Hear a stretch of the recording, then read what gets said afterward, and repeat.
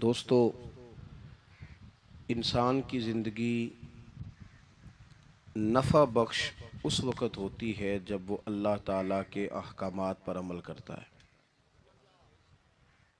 खूबसूरत आदमी, पढ़ा लिखा आदमी, समझदार आदमी, ज़मींदार आदमी, जायदाद वाला,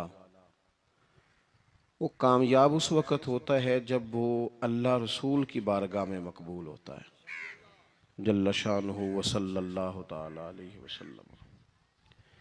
अपना अपना मेयार हर इंसान ने बनाया होता है कामयाबी का। कुछ लोगों का ख्याल ये होता है कि बच्चे मेरे पढ़ गए, अपनी अपनी जगह पे सेट हो गए, मैं अब बड़े सुकून में हूँ। कुछ की राय ये होती है कि मैंने सब बच्चे बच्चियों का ब्याह कर दिया है, घर मेरा बन गया है, अब मैं बड़े आराम में हूँ, करार में हूँ, सुकून में हूँ। तो अपनी अपनी राय होती है, लेकिन हकीकत वो है, असल वो है जिसे अल्लाह के कुरान ने बयान किया। अल्लाह करीम ने फरमाया वल अस्र, ए महबूब अलैहिस्सलाम, हमें आपके ज़माना मुबारका की कसम हो, इन्नल इंसान लफ़ी खुस्र, फरमाया बेशक इंसान खसारे में, नुकसान में। वो अपने तई कोई दावा कर लेता है।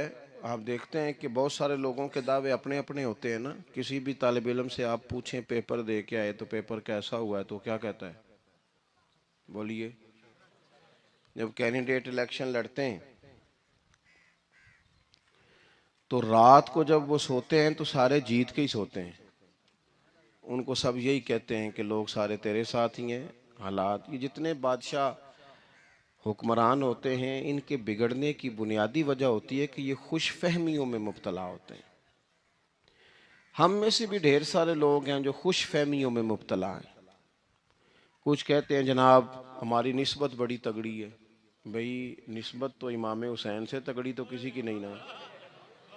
तो सारी रात नमाज पढ़ते थे, रोज़े रखते थे, अल्लाह को याद करते थे। आप खाली निस्बत पर बैठकर अमल छोड़ जाएं तो ये कैसे मुमकिन है? तो अपने अपने तई लोगों ने मेयार कामयाबी के कायम कर लिए हैं। अल्लाह फरमाता है कि महबूब मुझे कसम हो ज़माने की, इंसान नुकसान में, ये दिन ब दिन जो वक्त गुजार रहा है तो इसका नुकसान, इसका खसारा, इसका घाटा बढ़ता जा रहा है। रोज नुकसान में। कितना कितना उम्र का हिस्सा लोगों ने ज़ाया कर दिया। कितने कितने बेहतरीन लोग थे, लेकिन रोजी रोटी के पीछे वक्त सारा बर्बाद हो गया।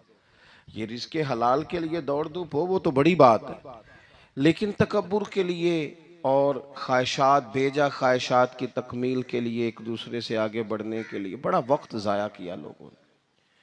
अच्छा, कोई भी नहीं जीता, ख़ानदानों में भी कोई नहीं जीता, बरादरियों में भी कोई नहीं जीता, पर लड़ाई सारी ज़िंदगी की है। मैंने आगे गुजरना, मैंने आगे, हालांकि कोई किसी को जीतने देता ही नहीं। तो अपने अपने तई लोगों ने मेयार कायम किए कामयाबी के। अल्लाह फरमाते हैं बेशक इंसान नुकसान में है, लेकिन जिसमें चार खूबियां पाई जाएं, इधर देखो मेरी तरफ, जिसमें चार खूबियां पाई जाएं, अल्लाह का कुरान कहता है वो बंदा कामयाब हो जाता है। चार खूबियां उसके अंदर हो। कौन कौन सी? इल्लल्लज़ीना आमनू, सब नुकसान में नहीं सिवाय उन लोगों के जो ईमान लाए। सबसे पहले क्या करे? ईमान हो उसके पास, मजबूत ईमान। वामिलुस सालिहात, और ईमान भी लाए और नेक काम भी करे। और सिर्फ नेक काम ना करे, वातवासौ बिल हक, लोगों को हक बात की नसीहत भी करे। और जाहिर है सच बोलेगा, हक बोलेगा तो बड़े लोगों के मुफादात को ठेस पहुंचेगी, कुछ लोगों को तकलीफ भी होगी। तो अब जब तकलीफ होगी तो फिर मुसीबत भी आएगी। तो अगर हक बात कहनी है तो फिर क्या करे? वतवासौ बिस्सब्र, पर एक दूसरे को सब्र की भी वसीयत करे। चार चीजें पाई जाएं, ईमान, आमाल सालेहा, हक की नसीहत, उस रास्ते में आने वाली तकलीफ पर सब्र। अगर ये चार चीजें मुयस्सर आती हैं तो अल्लाह का कुरान कहता है बंदा कामयाब है। और अगर ये चार चीजें नहीं, तो फिर को बंदा जितना मर्जी दावा करे, जितना मर्जी शोर करे, जितना मर्जी ऐलान करे, वो कामयाब हो सकता। सबसे पहले तो अपना ईमान पक्का करें। ये जो कच्ची पक्की बातें करते हैं ना लोग, भाई मुसलमान जो होता है ना, मुसलमान वो लवारस नहीं होता,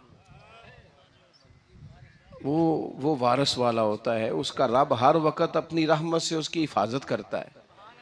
मुसलमान हर वक्त नबी पाक अलैहिस्सलाम के निगाह करम में रहता है। इसे कमज़ोर बातें नहीं करनी चाहिए कि मेरे को पीछे चढ़ गया तो पता नहीं क्या हो जाएगा, बरादरी मुखालफ हो गई तो पता नहीं क्या हो जाएगा, सच बोल दूंगा तो लोग पता नहीं मुझे मार देंगे। ऐसा हो नहीं सकता। छुरी हजरत इब्राहिम चलाएं भी ना तो हजरत इस्माइल के हलक पे चलना उसने तब भी है जब अल्लाह हुक्म करेगा, तो अल्लाह की हिकमत होगी। हिकमत इलाही होती है तो कोई काम होता है, वरना होता। तो अपनी तबीयत में मजबूत ईमान, तवक्कुल, अल्लाह पे भरोसा, मजबूती अफकार की, कच्ची बातें नहीं।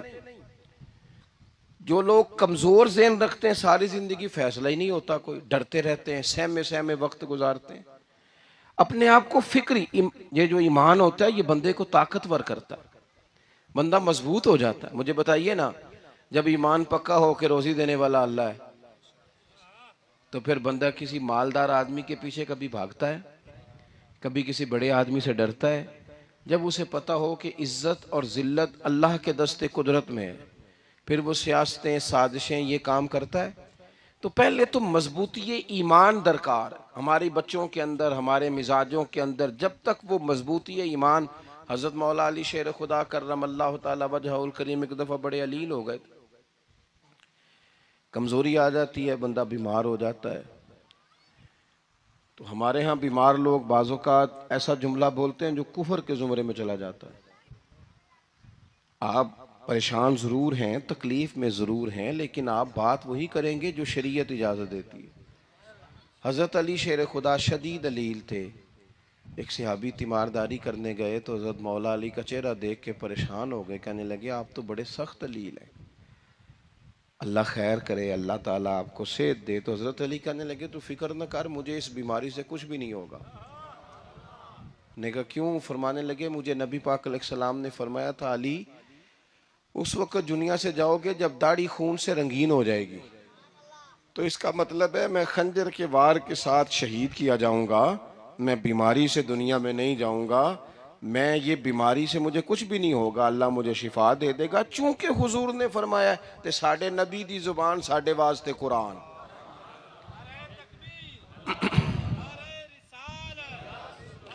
तो सबसे पहले तो अपने ईमान के अंदर, तवक्कुल के अंदर मजबूती पैदा करें। मुसलमान देखो ना, नमाज पढ़ने से रोजी में बरकत होती है कि नहीं? वैसे जो चुप है उनकी भी होती है कि नहीं? नमाज पढ़ने से रोजी में बरकत है। तो फिर इसका मतलब ये है कि जब टाइम आए ना नमाज का, तो गाहक जितने मर्जी खड़े हों फिर दुकान बंद करनी चाहिए, फिर नमाज पढ़नी चाहिए, क्योंकि रोजी तो अल्लाह ने देनी है, गाहकों ने तो देनी। तो सबसे पहले ज़रूरी है मजबूती ईमान। मेरी तरफ देखें जी, आप वीडियो ज़रूर बनाएं पर मेरी तरफ भी तो देखें ना जी, अल्लाह आपको खुश रखे। मोबाइल अल्लाह तो महंगे महंगे देवे, पर सारी दिहाड़ी ये काम तरी ना करूँ। आप बनाएं ज़रूर, मैं वीडियो बनाने से मना नहीं करता, सारे बनाएं बेशक, पर देखें मेरी तरफ, मेरी बात पर गौर करें। दोस्तों, मजबूती ईमान, तवक्कुल, अल्लाह की ज़ात पर भरोसा। आप कभी मैदान करबला का पूरा नक्शा अपने सामने रखें ना, पूरा नक्शा। दो चीजें हैं, इमाम हुसैन को नजर आ रहा है अब शहादत हो जाएगी, इतनी बड़ी फौज आई है, खुदा की हिकमत के तकाजे समझ में आ रहे हैं, हालात क्या होंगे समझ आ रही, पर एक लम्हे के लिए भी उनका तवक्कुल कमजोर नहीं हुआ। अपने रब पर जो मजबूत भरोसा है, मजबूत। सैयदा तैयबा ताहिरा हजरत फातिमा ज़हरा रदी अल्लाह तआला अन्हा ना ऊंट के बालों की बनी हुई चादर ओढ़कर चक्की पीस रही थी। यहाँ बीबियाँ बड़ा रोती हैं, गरीबी बड़ी है, बड़ी गरीबी है। हालांकि अब कौन बंदा पेबंद वाले कपड़े पहनता है जी, दौर ही गुजर गया। अब तो बड़ी मुश्किल से वो लोग मिलते हैं जो जूता टूट जाए तो गांठ के पहने, वरना तो नए जूते आ जाते हैं। हजरत सैयदा पाक ऊंट के बालों की बनी हुई चादर ओढ़ के चक्की पीस रही थी। तो नबी पाक सल्लल्लाहु अलैहि वसल्लम ने देखा, आंखों में आंसू जरूर आए, पर महबूब ने फरमाया, फातिमा दुनिया में थोड़ी सी तकलीफ बर्दाश्त करो, कयामत की सारी इज्जतें अल्लाह आपको ही अता फरमाएगा। तो तवक्कुल की मजबूती, अल्लाह की जात पर भरोसा, अपने रब करीम के साथ उम्मीदों का वाबस्ता करना, इससे मजबूती आएगी। दूसरा फरमाया, वामिलु सालिहात, बेहतरीन अमल किया जाए जिंदगी में, नेक अमाल किए जाए, वक्त जाया ना किया जाए। हर वक्त कोई ना कोई काम बंदा करता रहे। यहाँ बहुत सारे लोग हैं जिनको लोग नेक कहना शुरू कर देते हैं ना, वो समझ लेते हैं शायद हम सच्ची मुची नेक हैं। लोग जो कहते हैं हजरत साहब किबला, पीर साहब किबला, मैं ये तालिब इल्मों को, दोस्तों को, बल्कि अपने आप को भी कई दफ़ा कहता रहता हूँ, अपने आप को समझाता हूँ कि ये लोग तुझे कह रहे हैं हजरत साहब, ये तो रात को तो अपने आप से पूछना, अपने रब से पूछ। कभी मौका मिले तो अपनी गिरेबान में झांक, गौर करके तेरी कैफियत क्या है, तन्हाई में तेरा दिल अल्लाह से जुड़ता है कि नहीं, इबादत में दिल लगता है कि नहीं, खुदा का खौफ दिल में रहता है कि नहीं, गरीब की मोहब्बत, अजीजों कुर्बत वालों का एहसास तबीयत में मौजूद रहता है कि नहीं। वैसे तो मेरा मतलब है, लोग कह देते हैं हाजी साहब आप बड़े सखी हैं, तो इससे तो नहीं ना बंदे ने सखी होना। सखी तो तब होना है जब अल्लाह की बारगाह में मकबूल होगा। आमाले सालेहा, नेक काम, और वो करता रहे बंदा, कोई भी काम उसे नेकी का मिल जाए ना। देखो नबी पाक सल्लल्लाहु ताला अलैहि वसल्लम ने फरमाया, नेकी को कभी हकीर नहीं समझना, कभी हिकारत से नहीं नेकी करनी कि ये बड़ी छोटी है तो मैं इसको करूं। अब फरमाया कभी हकीर ना समझना, नेकी का काम जो भी मिले कर देना। फरमाया अगर भाई से मुस्कुरा के मिलोगे भी ना तो इस पर भी अल्लाह तुम्हें सदके का सवाब अता करेगा। हम तो उस दिन से के मानने वाले हैं जो कहते हैं तू गली से रोड़ा उठा दे, कांटा उठा दे, किसी की तकलीफ दूर कर दे, किसी पर गुंजाइश कर दे, किसी के लिए आसानी कर दे, जो भी खैर का काम मुयस्सर आए पूरे दिन में उसे छोड़े नहीं। सुबह घर से निकले, वो एक सहाबी थे, गालिबन ताबी थे, तो बाजार जाते अपने गुलाम के साथ, तो सारा बाजार घूम के वापस आ गए। खादिम ने कहा जनाब को ना कोई खरीदा ना कुछ बेचा, तो आप सारा बाजार घूम के आ गए। फरमाने लगे तेरा क्या ख्याल है, मैंने कुछ भी नहीं किया। कहा जनाब फिर क्या किया है। फरमाने लगे तुमने देखा है जो बंदा भी गुजरा है मैंने उसको कहा अस्सलाम वालेकुम, तो कितनी को नेकियां मैं जमा करके आ गया हूं। कोई खैर जो मुयस्सर आए, हम समझते हैं कि शायद कोई करोड़ को रुपया होगा तो पूरी मस्जिद बनाऊंगा तो फिर मैंने नेकी कर दी है, शायद जनाब मैं, हालांकि ये छोटे छोटे काम है ना, छोटे छोटे काम, इनसे तो इनकी तो ज्यादा जरूरत होती है, इनकी तो ज्यादा हाजत होती है। कोई आप रास्ते में गुजर रहे हैं तो नीचे कोई खड्डा बना हुआ है, तो उस पर हम क्या करते हैं, गाड़ी में बैठ के तबसरा करते हैं, ए रोड खोरे कदों बनना है भाई, ये खड्डा है ना तो आप नीचे उतरे ना, तो आप धाबड़ा ले ना, कई पकड़े ना, ये तो 5 मिनट का काम है, यहाँ आसानी कर देना, आप इसमें गुंजाइश कर दें। हुजूर सैयद आलम अलैहिस्सलाम ने फरमाया, इमाम राजी ने हदीस लिखी है, क़यामत के दिन एक बंदे को अल्लाह माफ़ करेगा तो मालिक, वो बंदा अर्ज करेगा या अल्लाह मैं तो बड़ा गुनहगार हूँ, किस वजह से माफ़ी हुई। फरमाया रात के वक़्त तू गुजर रहा था, तेरे पैर से रोड़ा टकराया था, तूने उठाया इधर उधर देख के कि कोई अल्लाह के किसी बंदे को तकलीफ़ ना हो जाए। का मालिक हो वो तो मैंने, ज़माना बीत गया, कोई इतनी बड़ी बात भी नहीं समझी। तो रब करीम ने फरमाया तो रात के अंधेरों में भी मेरे बंदों का ख्याल रखता था तो मैं तेरा ख्याल ना करूं। कोई अमल हमारे यहाँ लोग कोई काम नहीं करते, बिल्कुल नहीं, कोई काम नहीं, ना बड़े ना छोटे ना समझदार ना अनपढ़, कुछ भी नहीं। नशिस्तन गुफ्तन बरखास्तन, बैठो राज के गप्पे मारो, तबसरे करो, फलाना कुछ नहीं कर रहा, फलाना कुछ नहीं कर रहा, उसके बाद उठ के चले जाओ, कुछ करें। वामिलुस सालिहात, नेकियां जमा करें, जिंदगी में खजाना बनाए, खजाना, अपनी ड्यूटियां, अपनी जिम्मेदारियां पूरी करें। हर वक्त काम, हर वक्त जिम्मेदारी, हर वक्त ड्यूटी। देखें ना इमाम हसन और हुसैन, इनकी आप कभी जिंदगी का मुताला करें। फर्ज नमाज के अलावा 100 रकत नमाज नफल रोज पढ़नी है, पता करना है गरीब कहाँ कहाँ हैं, उनका ख्याल रखना है, और नीरे पैसे नहीं देने। हमारे यहाँ लोग गरीबों को पैसे जरूर देते हैं, इज्जत नहीं देते। उनको 4 पैसे की मदद जरूर कर देते हैं, पर इज्जत नफ्स का ख्याल नहीं रखते। इमाम ज़ैनुल आबिदीन रदी अल्लाह ताला अन्हु फरमाते हैं, गुजर रहे थे, आप देखें ना, इमाम गजाली हदीस लाए हैं कि बंदा और कुछ ना करे, किसी मोमिन का दिल राजी कर दे तो अल्लाह 60 साल की नफली इबादत का सवाब अता करता है। दिल बदस्तावर के हज अकबर अस्त, अज हजारा का यक दिल बेहतर अस्त। किसी का दिल खुश कर देना, उसको राहत दे देना, उसको करार दे देना, उसके लिए कोई ऐसा सामान कर देना कि बंदा मुतमईन हो जाए, सुकून हो जाए। ये हमारे यहाँ जो लोग होते हैं ना, सरकारी मुलाजिमीन, ड्यूटियों वाले, इनकी तबीयतों में तलखी होती है। ये अगर सिर्फ प्यार करने लग जाए ना, मैं कुछ मेडिकल से वाबस्ता लोग मेरे अहबाब में से हैं, तो मैं उनसे कहता हूँ कि शिफा तो अल्लाह ने देनी है, चलो तुम दवाई तो हंस के दिया करो ना, तुम आने वाले की बात तो तवज्जो से सुनो।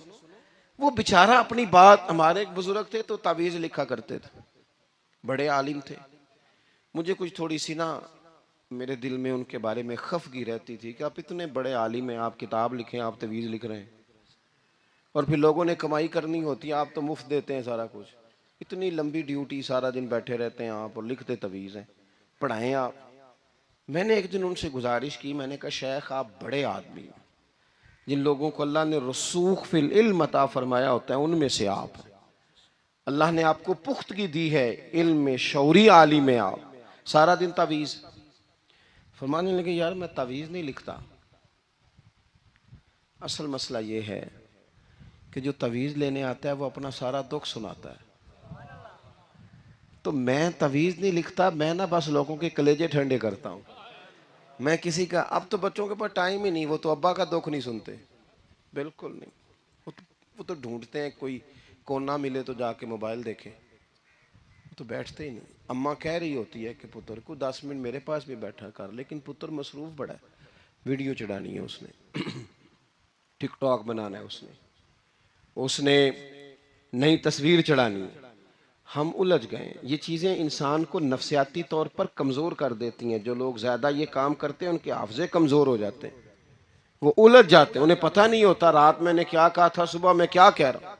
हर वक्त नहीं, ज़रूरत के वक्त, हर टाइम नहीं, मखसूस औकात में।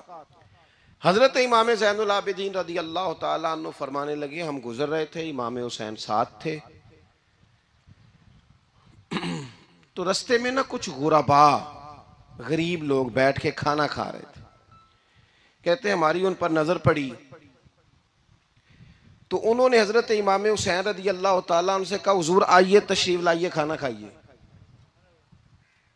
वो जरूरी नहीं होता आपको सबका खाना पसंद ही आए, टेस्ट अपने अपने होते हैं, ये जरूरी तो नहीं।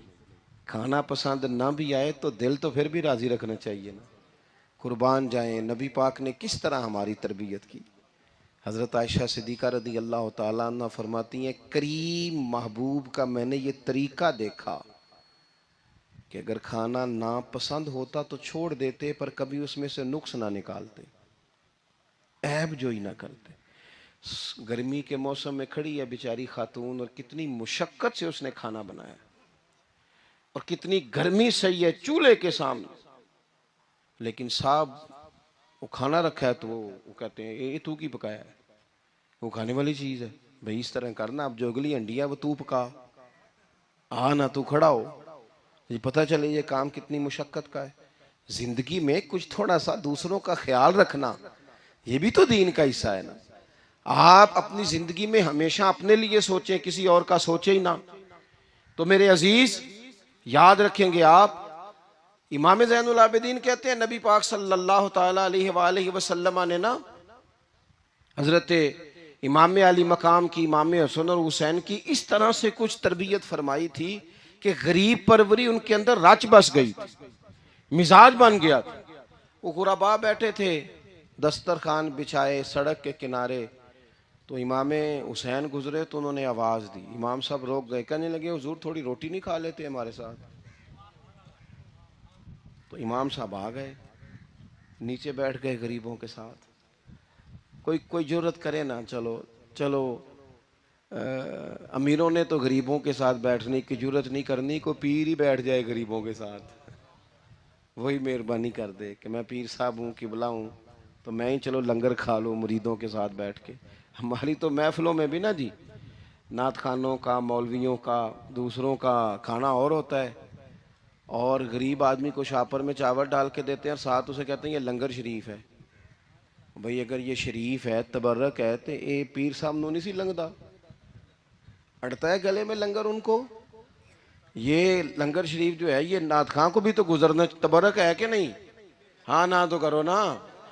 तो जी ज्यादा तबर्रक वाली शै वे वो पीरा नू भी तो खानी चाहिए ना, नात खां को भी। उसके लिए लहदा से मुर्ग मुसल्लम आला खाने। मैं अक्सर दोस्तों से कहता हूँ चलो मिलाद शरीफ पे ही सही सबके लिए अच्छा खाना पकाओ। चलो जिस गरीबों के बच्चों को बेचारों को सारा साल वो बोटियों के लिए लड़ते हैं, तुम मिलाद भी अच्छी रोटी पका दो, तो बच्चा जब खाएगा ना बहुत सारियां बोटियां और चावल, और अपने अब्बा से पूछेगा कि अब्बा जी आज की गल है, बड़ा गोश्त पे लब्ध है। तो हो सकता है गरीब बाप रो ही पड़े और उसे कहे पुत्र तो आज राज राज के खाज साढ़े नबी पाक दा मिलाद शरीफ है।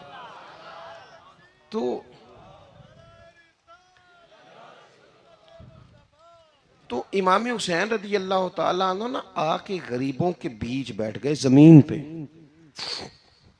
उन्होंने कहा खाइए, तो वो जिस तरह वो खा रहे थे ना सादे बर्तनों में, सादे, इमाम हुसैन खाना खाने लग गए। मैंने कहा खैर का काम कोई भी मिले उसे जाया, चलो और कुछ नहीं कर सकते थे, किसी को सड़क ही पार करा देना बीना को, चलो और कुछ नहीं कर सकते, तो आपको पता है कि सामने वाला बोझ लेके गुजर रहा है, आप थोड़ा सा हट जाएं रोड से, उसे गुजर लेने दें, कोई तो काम जिंदगी में, कोई इरादा तो खैर का बंदा करे।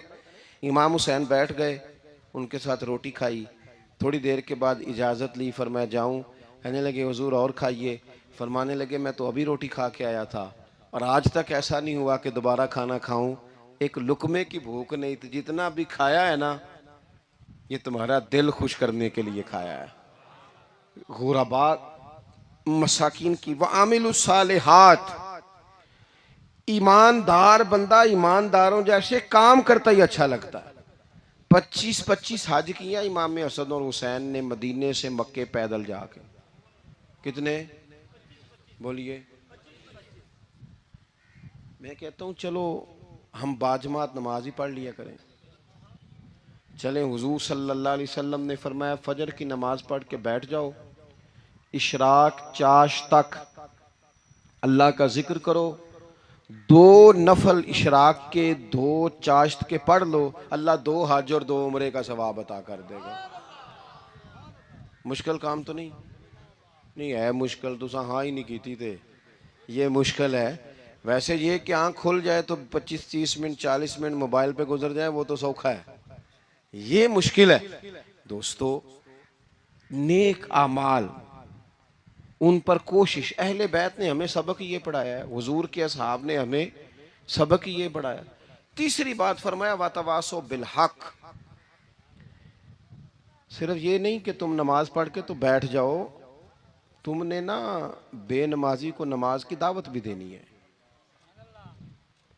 मजलूम पर जुल्म होता रहे और कोने में चुप करके बैठे नहीं रहना, बल्कि अगर हाथ पकड़ा जा सकता है तो जालिम का हाथ पकड़ना है। नबी पाक अलैहिस्सलातु सलाम ने फरमाया अपने भाई की मदद करो चाहे वो जालिम हो या मजलूम हो,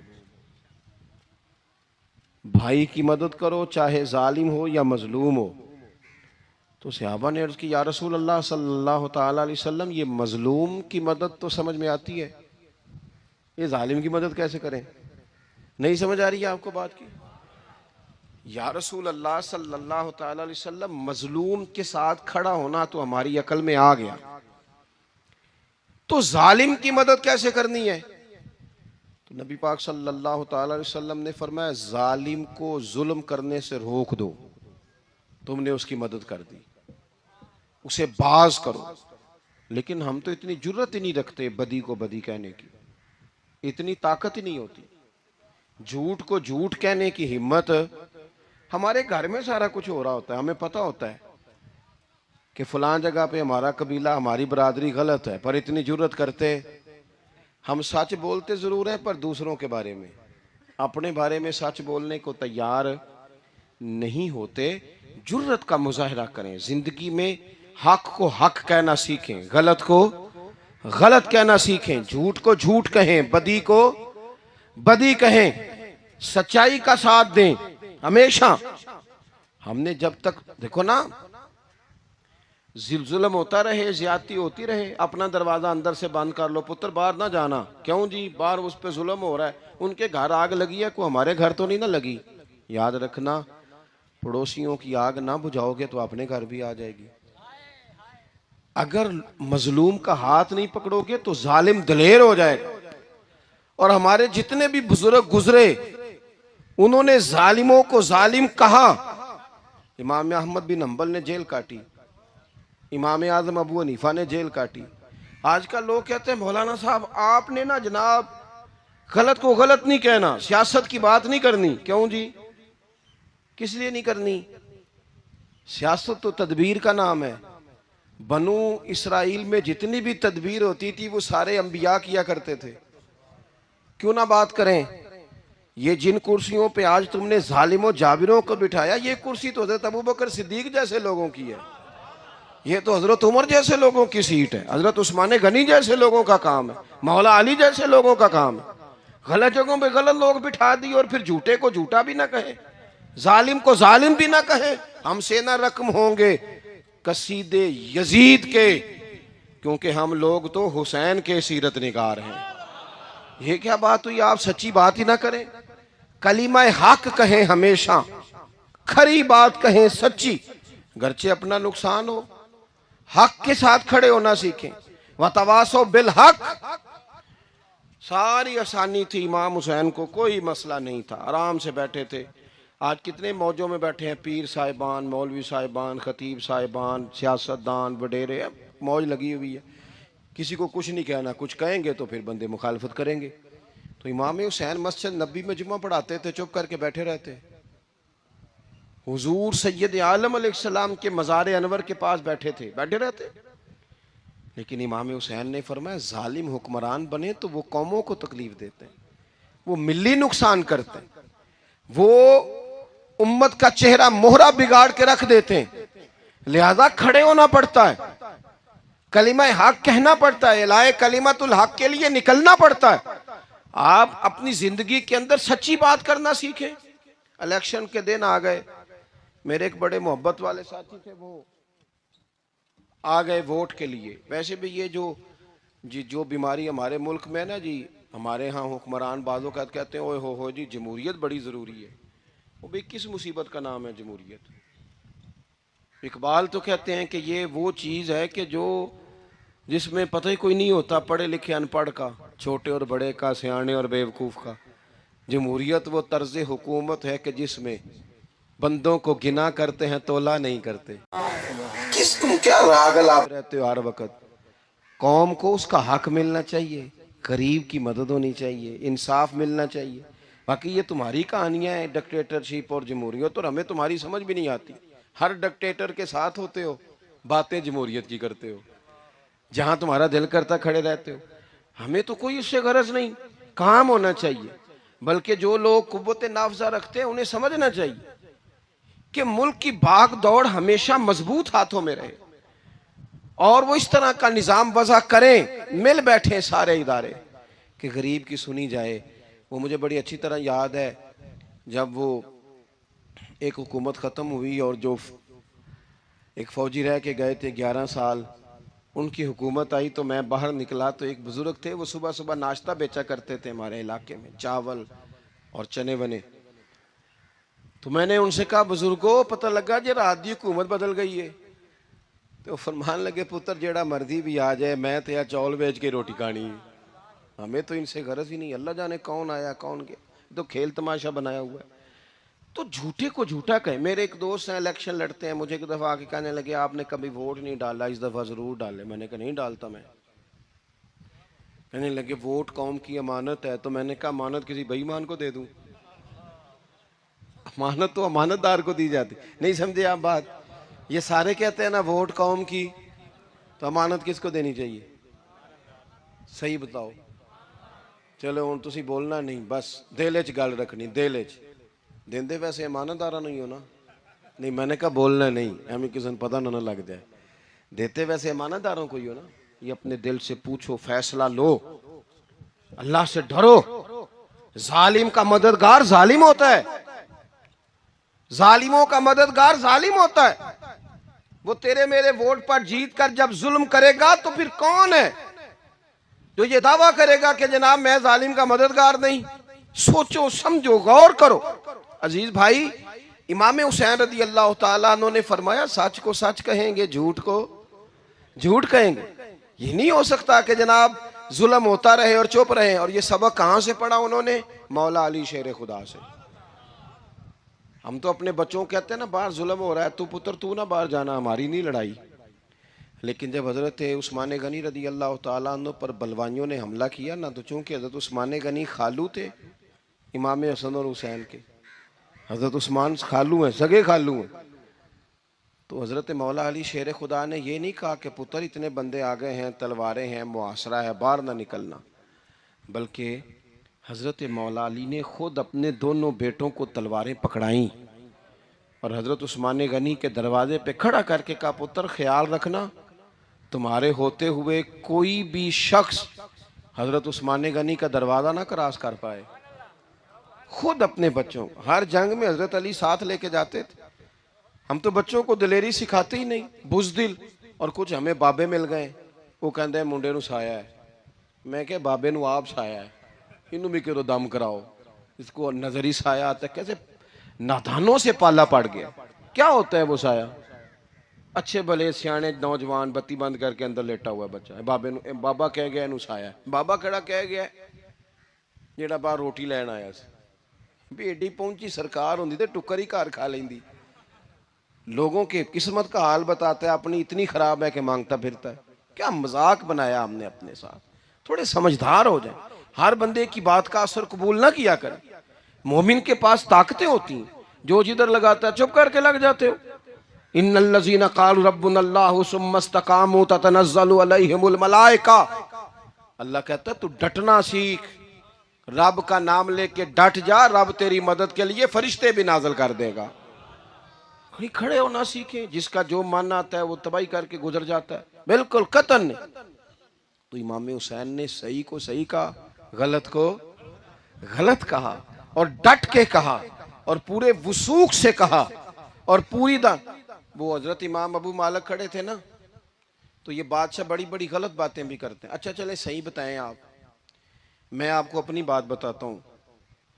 कई दफ़ा ऐसे होता है, कई दफ़ा कि बात कोई हो जाती है, कर लेते हैं, तो कोई साथी तवज्जो दिलाता है कि आप तो बोलते बोलते ये कह गए, तो एहसास होता है ओहो यार गलती हो गई, हो जाता है।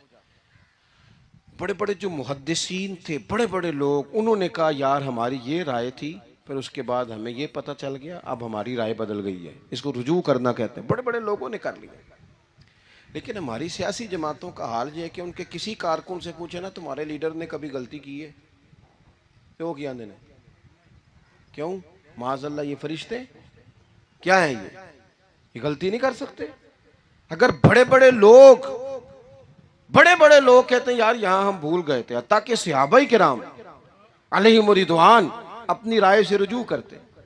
यहां क्या हाल हो गया, किस चक्कर में हम पड़ गए। जमातों को बुत ना बनाओ, वो जमाते रहने दो, अगरचे बुत हैं जमात की आस्तीनों में, पर मुझे हुक्म अज़ां ला इलाहा इल्लल्लाह।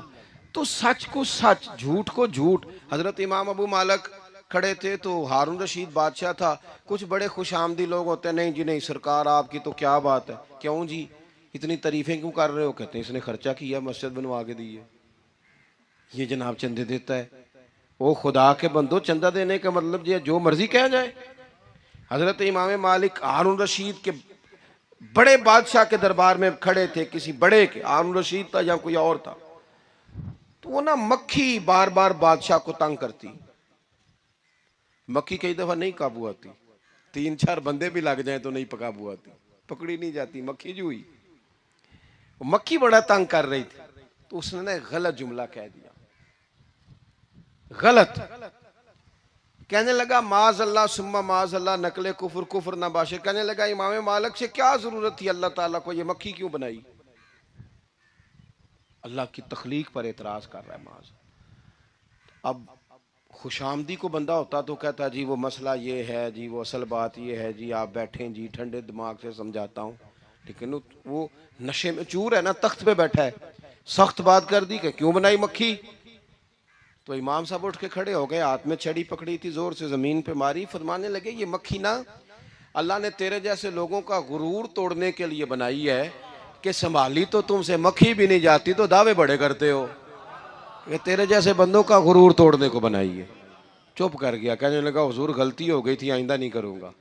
तो आप जब झूठ को झूठ कहते हैं और सच को सच कहते हैं, हक की तारीफ करते हैं, बातिल को बयान करते हैं, फिर लोग मुखालफत करते हैं। अब जब लोग मुखालफत करेंगे फिर तकलीफ आएगी, और तकलीफें बड़ी सोहनी होती हैं।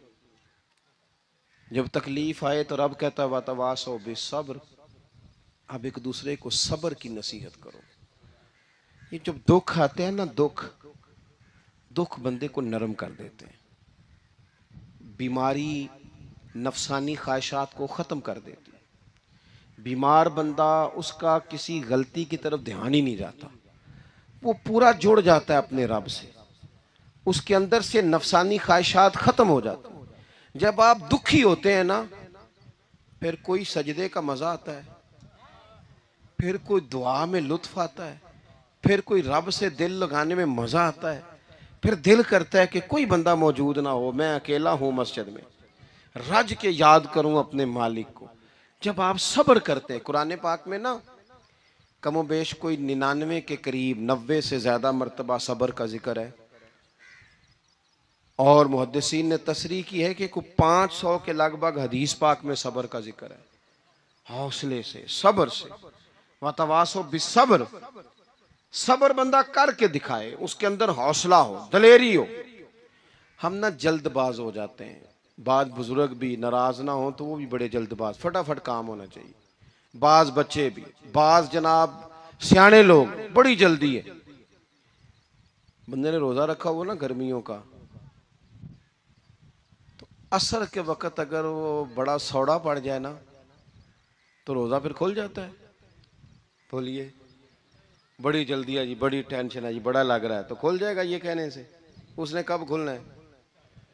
बोलिए, आपको तकलीफ हो गई, आपको खुदा न खास्ता डॉक्टर ने कहा छोटा सा ऑपरेट करना है आपका, शाम को ठीक हो जाएंगे जी, तो जल्दी बड़ी है, दर्द बड़ी हो रही, जल्दी करें डॉक्टर साहब। तो डॉक्टर कहता है पहले खून टेस्ट करा, फिर ब्लड प्रेशर अपना चेक करा, फिर शुगर चेक करा, परसों रिपोर्ट आएगी, फिर शाम को लेके आना, फिर टाइम दूंगा, फिर टाइम देगा, फिर ऑपरेट करेगा, फिर दवाइयाँ लिखेगा, फिर आपको आराम का मशवरा देगा, फिर 2-3 माह लगेंगे, फिर तबीयत पूरी तरह। तो करना क्या पड़ेगा? सब्र। क्या करना पड़ेगा? सब्र। सब्र जिंदगी में जरूरी है। अगर सब्र नहीं तो फिर कोई काम भी, अपने मिजाज में हौसला लाएं, हिल्म हो, बुर्दबारी हो, सब्र हो, तहम्मुल हो। इमाम अली मकाम रदी अल्लाह तआला अन्हु को आप देख लें, मैदान करबला पूरा पढ़ लें आप, पूरी तारीख रिवायात खंगाल के देख लें। सामने तलवारें थीं यजीद के लश्कर के पास, इमाम के पास हौसला था। वहां जुल्म जबर हो रहा था, यहाँ हौसला, हिलम, बुर्दबारी, आला जरफी, करम। दोस्तों, जब सबर और तलवारें आपस में टकराई ना, सबर और तलवारें, तो तलवारें हार गईं, सबर जीत गया। सबर हमेशा जीत जाया करता है। बाज़ औक़ात थोड़ा टाइम लग जाता है, थोड़ा सा वक्त, कुछ चीज़ों की लोगों को फ़ौरन समझ नहीं आती, टाइम गुजरने के वो काफ़ी देर के बाद एहसास होता, ओहो वो तो ठीक था एहसास। लेकिन आप ज़िंदगी में थोड़ा तहम्मुल, थोड़ी बुर्दबारी, आप यकीन करें हम जब लड़ाइयाँ करते हैं ना, किसी से बहस करते हैं कुछ ऐसी बातें कर जाते हैं कि बाद में हमें एहसास होता है यार ज़्यादा सख्त बात हो गई, मानते नहीं लेकिन बाज़ों का ख्याल होता है यार ओहो ये नहीं कहना चाहिए था, लेकिन वो बात गुस्से में निकल जाती है, सब्र होता नहीं, फिर वो ख़राबी होती है। अपनी ज़िंदगी में सब्र, ये थोड़ी बहुत जो तकलीफ़ें आती हैं ना, मैं गया हुआ था सिंध के सफ़र पर, तो मोटरवे से, सखर से मोटरवे लाहौर आता है, अब सफ़र आसान हो गया। तो मैंने अपने ड्राइवर से कहा लो मियाँ अब सहूलत हो गई तुम्हें, अब तो सारा मोटरवे लाहौर तक आसान हो गया। तो मुझे कहने लगा नहीं हज़रत साहब ये मुश्किल है। मैंने कहा जी क्यों? कहने लगे नींद आने लग जाती है। बिल्कुल सीधी सड़क है ना, अगर कोई स्पीड ब्रेकर हो, कोई रक्शे वाला भी आए, कोई रेड़ी वाला चाचा नाराज भी हो कि वेख के नहीं चलाई जाती, तो बंदा थोड़ा जागता रहता है, थोड़ा ना वो। तो जिंदगी में जो रुकावटें आती हैं ना, ये तो बंदे को जगाने के लिए आती। इन्ना माल उसरी युसरन, इन्ना माल उसरी युसरा। एक दफा अगर मुश्किल आए तो अल्लाह दो आसानियां देता है, हम ना घबरा जाते हैं। ये दुख तो बड़े प्यारे होते हैं, ये तो बड़े नफा बख्श होते हैं, ये तो फायदा करते हैं बंदे का। तकलीफें जैसे जैसे जिंदगी में आती हैं बंदा पालिश होता जाता है।